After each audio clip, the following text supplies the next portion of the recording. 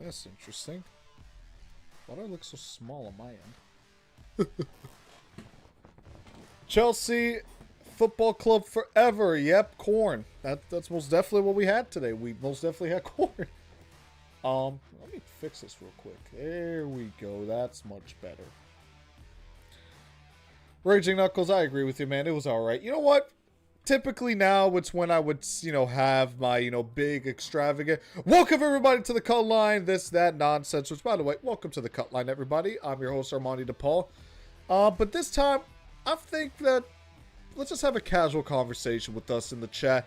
I'll be honest, besides my race weekend rankings, don't really have anything really much to talk about. I mean, the fuel mileage was interesting, but let's just have a conversation. So we're going to have a little back and forth with everyone in the chat. I will say, we will talk about the winner, William Byron, because I do have something to say about him. But before I get to that, let's see what you guys have to say in the chat. Joshua, 8824 Racing, what's up, man? 6 out of 10, but that was the last straw. Something has got to be done with this car now. I'm so sick of NASCAR not doing anything. I mean, might as well start off with that conversation, yeah. And another corn here from NR2055CB. William Byron won. Let's go. William Byron did indeed win. And that race was just... Here's the thing. If you guys have been a consistent viewer of this show, you guys know what I look for in my races. And you should know what I'm not a big fan of in these races. I don't like it when you can't pass when you're a clearly faster car. I don't like spec cars. I also don't like when there's a million cautions. Like when we had, I said it in the Daily Downforce Discord. If you guys don't know the Daily Downforce Discord, that's usually where in the Race Reaction channel, that's where I'm talking with guys like Joshua, Raging Knuckles, for example.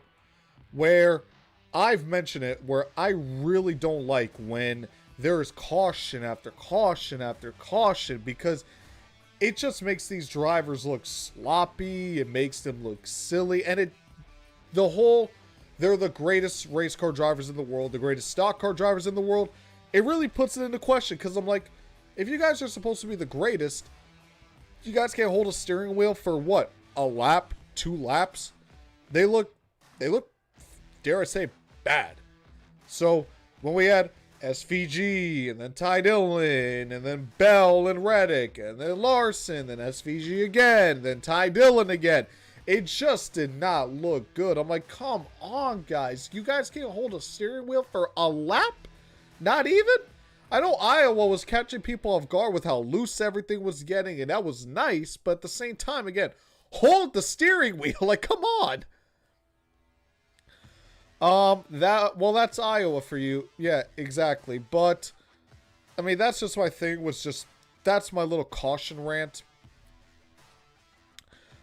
Joshua, yeah, I mean, yeah, I remember you saying that. Yeah, I'm not blaming the drivers, I'm blaming the car. They're trying to make as much progress as possible before everyone gets settled in and passing becomes almost impossible. I get that. The car does come into a factor. But we can't blame everything on the car. The car. Guys, these are professional drivers and professional athletes. At some point, I'm not going to use the car as an excuse. I'm going to use, y'all have a mentality, y'all have a brain in there, use it. Like, okay, I get you want to be aggressive, you want to make up spots here and there, but if you know you're more likely going to wreck than, not make up any spots, then weigh the risk to reward ratio. And the risk versus reward ratio, at least for today, wasn't really there unless you had the right strategy. So I can't even say the car, because we can't just blame the car for every single problem. We can blame the car for the lack of passing, and we can blame the car for the lack of dirty air. We can't, however, blame the car when it's just spin after spin after spin after spin, because at that point, that's on the drivers. That's not on the car. But that's my opinion. We need this to be a New Hampshire, Martinsville type looking track. That was my one issue with Iowa. So when we came to Iowa last year, I'm happy Iowa has a cup day, because honestly, out of any track, maybe besides Road America or Circuit of the Americas or Gateway, Iowa was up there when it comes to tracks that really deserved a cup day. The problem is, Iowa's just a bigger Richmond. And if you guys know how what Richmond has been like the past, decade and a half, it's been boring and, dare I say, bad racing. I mean, they didn't lose a date for no reason, guys, and they're not getting that date back anytime soon. So, you get a bigger Richmond. Yeah, there's a little more grooves here and there, but you can't even really use them. You can use the bottom line or the second to bottom line. You can't use the middle and you can't use the top. Frankly, Richmond has more lanes than Iowa. But you can't really do anything at Iowa because everyone is just the same. Like, in my opinion, Richmond, Iowa, and Dover are the 3 tracks that show the next gen's flaws the most. In spec cars, what do you know? Everyone drives the same because they're all driving the same thing. Dirty air is terrible, and you can't pass for nothing. I mean, guys, at the beginning of this race, you're telling me William Byron really couldn't get by Noah Gragson because Gragson was that much faster? If he was, why was he in last? That's a problem. Richmond's big brother, exactly. Exactly, NR, exactly. I'll give them one thing. The car definitely looked hard to drive, which is a plus. Drivers want that, but I think dirty air is definitely the problem, which is going to be hard to fix. As an old school NASCAR fan, what a great finish from BFB. BF, B. Thank you for joining the stream, by the way. And by the way, if you guys are watching the stream, please like and subscribe as well. That helps me out a ton. Like the stream, subscribe to the Daily Downforce YouTube channel. That helps me out a ton. And while you're at it, we have a new show that debuted last week called No Cautions Given. We know you guys have been wanting long form videos back on the Daily Downforce, so I'm bringing it to you once again with No Cautions Given. Maybe a little bit different, admittedly, compared to what you guys are probably used to when it comes to long form content, let alone on the Daily Downforce YouTube channel, and just content in general. And what do I mean by that is, no one is safe. If you guys have watched the Cutline, you know how my delivery is, and I bring that to long form videos on the Daily Downforce YouTube channel. So, while you guys are at it, like this stream and subscribe to the Daily Downforce YouTube channel. And again, no cautions given. The newest show here on the Daily Downforce. Should have an episode coming soon. I'm trying to figure exactly what I want that next episode to be. As an old school, you already mentioned that. Clean air is king with this car. Exactly. I mean, I don't know what this car is so good at, why this car is so good at 1.5 miles, let alone the worn out multi-groove 1.5 miles.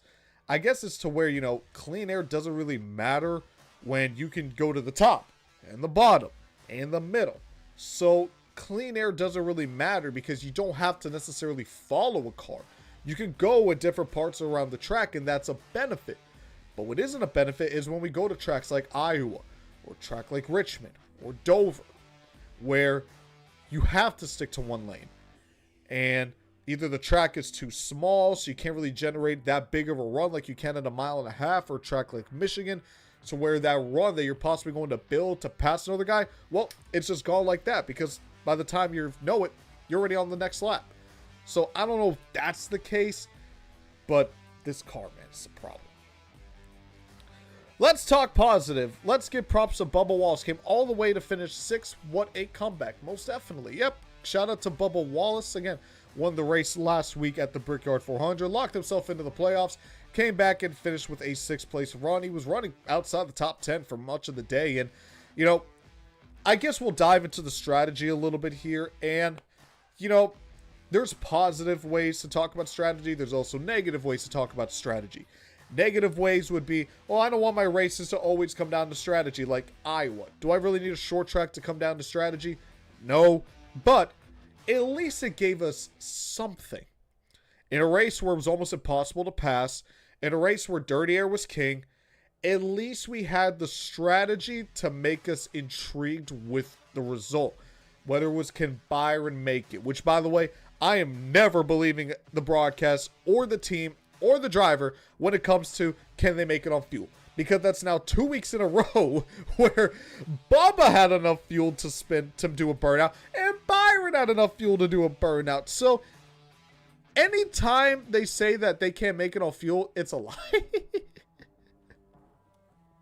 But yeah, I mean, at least the strategy gave us something. And I can at least appreciate that. that we got something out of the strategy. You know, it looked like Brad was going to be on the move.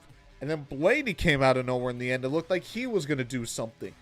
Was Byron going to have enough fuel to make it? Can someone from all the way far back, like a Chase Elliott, make a charge? So, at least we had that. Again, if it was just straightforward, everyone did the same thing, no strategy, it was just what we had on track, this race would have been damn near unwatchable. But, at least we had something. And that I can appreciate. Again, what we got, not really great, but at least it's something. William Richard, what's up? Well, nearly any other generation of car, Keselowski wins this race. I don't know about the Gen 6. Well, maybe the Gen 6, but Gen 5 probably. Gen 4 most definitely, but Gen 6 probably not. Especially because this is basically bigger Richmond, so probably would have ran the same way. So besides the Gen 6, I'll give it to you. And also Austin Dillon for getting a top 10. Yeah, Austin Dillon had a pretty good run. He was running top 10 for much of the day, which I guess he's good at these type of D-shaped semi-short tracks. So, you know, obviously he won Richmond last year. How we wanted, you know, up for debate. But won Richmond last year and was running top 10 for much of the day. So give credit where credit's due. Austin Dillon had a pretty good day. So I can't take that away from him. Yes, don't underestimate Bubba Walls. He's a good driver. I don't know who Bubba Walls is, but I know Bubba Walls is a good driver. Why was NBC using Prime's graphics? I think in the Daily Downforce in the Discord, someone mentioned that Prime makes both NBC and their own graphics. So I think that's why they just switched over, because they already make NBC's graphics. So they were like, well, we might as well. Now, I don't know how true that is, because in that case, it's like, well, why doesn't NBC use Prime's graphics for the NFL? We'll see if they use them when the NBA season starts. So I don't know how true that is, but yeah, that was pretty interesting to see that. Wallace, yeah. NR 2055 CB again. Coincidence? I think not. What about the Gen 1 car? Yeah, what, those cars that went like 70 miles an hour, those cars that are slower than my Camaro that I drive on the regular? Yeah. Priest top 5, shout out Johnny. Yeah, most definitely. Johnny, you got three more chances in August. Try to get that Priest win, bro. Again, I mean, we talked about, here's the thing, man. And the Gen 1 doesn't exist. I mean, it technically does. It was the first generation of NASCARs that ever was driven back when NASCAR was first introduced. Those are basically just stock cars they took off the street, but same thing. I mean, here's the thing, man. I don't want this episode to be just dogging on the next gen, dogging on the dirty air, dogging on the strategy, because we've had enough of those. We have enough of those. So, but I will talk about William Byron, however. So, the thing with William Byron is he's had a rough summer, which more times than not we can expect for the 24 car. And I will say this. I said in the Discord, if I'm William Byron, I'm not trusting Rudy Fugle with fuel, because he got it wrong at Michigan and he got it wrong in Indy. And Indy was just last week. So if you're William Byron and you're trying to save fuel for the life of you, you know, do you really trust Rudy Fugle? You really don't have a choice at that point, I guess, if you're William Byron, if you're the driver. But at the same time, I mean, you know, he's had a rough summer. A lot of crashes, a lot of unfortunate. And it's a shame because he had the speed. Michigan, he was up front. Indy, he was up front. More times than not, that 24 is up there, which is why he had the points lead that he had. But because of these bad finishes, Chase Elliott was able to claw back. I will say this as well, is that if there's any track that William Byron was going to save fuel at, it would have been in Iowa. It's a short track. You're heavy on the brakes. You got to get off the gas. Not like a track like Indy where those straights are long. The draft is prevalent. You need to use fuel. Or a track like Michigan, where it's the same way, where you have to use more of that engine. Iowa, not so much. So William Byron actually had an advantage coming in due to the fact that he could save fuel this way. They should go back to their 2023 form. Well, they should get back to their 2023 form. Yeah, I agree. They should. When Truex retired, I didn't know who to root for. I'm a Chase 19 and Ryan 12 fan now. I mean, now big fan of the 19 and 12. So Briscoe and Blaney. Hey, both your guys got top 5 finishes. So how about that? Let's see what else we got here. Pre-top 5. Yep. Gen 1 doesn't exist. We mentioned before, it does. You know what? We're going to go on to the race weekend rankings a little bit earlier. So, race weekend rankings right here. Again, link in the description for your race weekend rankings. You can keep up with me here right now. So, I'll put the Cup race at number 1, and I'll put the Xfinity race at number 2. Xfinity, I'm going to be honest, wasn't that exciting. Yeah, you had Zillage up front. You had Sam Mayer up front. You had some different strategies as well. But again, it wasn't really that exciting. Not a lot was going. This was a pretty dull week, all things considered, in terms of Iowa. So, Xfinity, you had some moments. Obviously, you had the Austin Dillon, not Austin Hill, because he got suspended. You got Austin Dillon and Ryan Sieg. They came into contact a little bit, but nothing really happened with those two. They didn't get a lot of damage, so they were able to continue. And, other than that, like I said, just not a lot there in terms of just on-track product, on-track racing. When we go into the Discord and we see the above or below the Cutline poll, at least from yesterday, I don't know what it looks like today, but for the Xfinity race, it was pretty much in that middle to below average tier. And then the Cup race, same thing, pretty dull, pretty boring. The only difference is that, you had a little more with the strategy and, of course, all the cautions. It gave us something. So that's why I have the Cup race at number 1 and the Xfinity race at number 2. John Edward Kruger. Typical, a JRM and an HMS car wins, and y'all say boring races.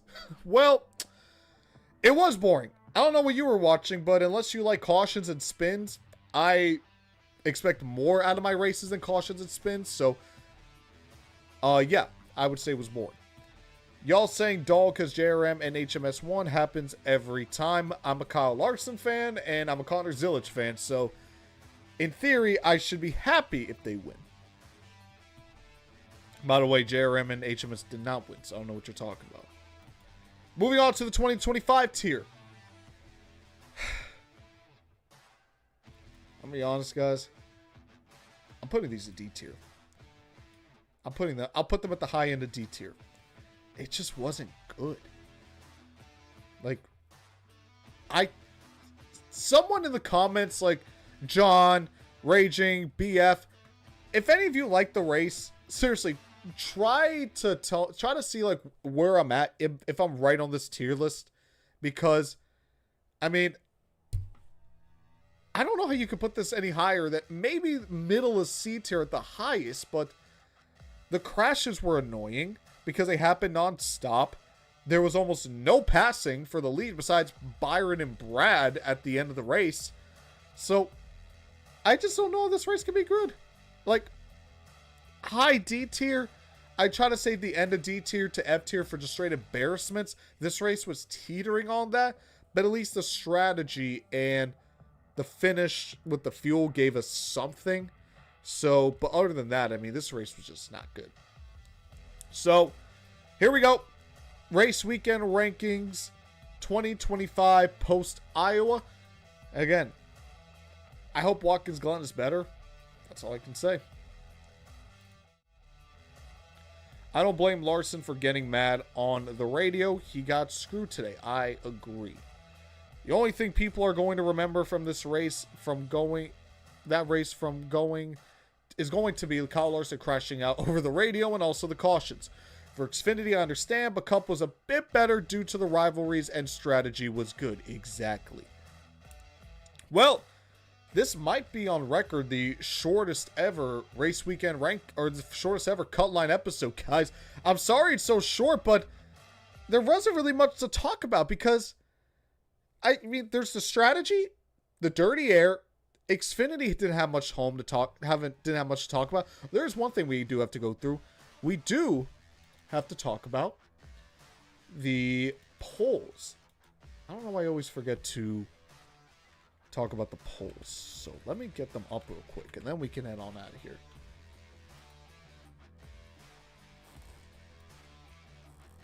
Okay, here we go. Was the Xfinity race at Iowa above or below the cut line? 44% of you voted no with 4 votes. Actually, it's descending order. 9 of you voted. 3, well, 9 including myself, so I should say 8 of y'all voted. So, 44% voted below, 33% voted for on, and 22 voted for above. I'm guessing those 2 are Sam Mayer fans. Hey, Joshua, if you're still in there, how did you vote that as above? Seriously. As you can see, I voted for on just because I thought it was... I probably should have voted below, but... you know. And for the Cup one, you're still going on, but let's see what we got here. 12 votes in, 7 votes, 12 total, including myself. 58% voted for below, 33% voted for on, and 8% voted for above. I typically just vote for on just because I want to see what the results are, though given my poll situation, I'll vote it on below. So now it changes to 67% voted for below, 25% voted for on, and 1%, well, 1 vote, 8% voted for above. So that is the poll for Iowa. And like I mentioned, kind of a short episode, but again, not much really to talk about. It's just, I can make this another 40-minute episode about the dirty air. We need more NASCAR, this and that, but it's like, I'm tired of repeating the same thing over and over and over again. Oh, the car sucks. The dirty air sucks. The short track package sucks.